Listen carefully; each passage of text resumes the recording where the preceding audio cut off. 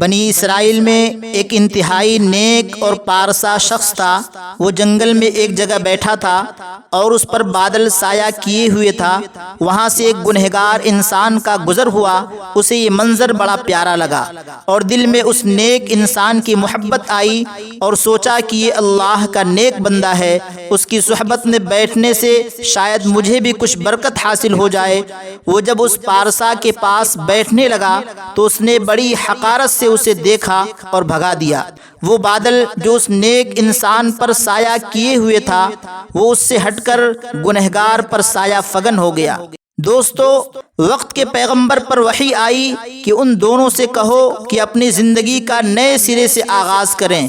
اس فاسق اور فاجر کے گناہ اس کی تواضع اور حسن اخلاق کی بنا پر میں نے معاف کر دیے، اور اس زاہد اور عابد کی نیکیاں اس کے تکبر اور بدخلقی کی وجہ سے ہم نے ضائع کر دی۔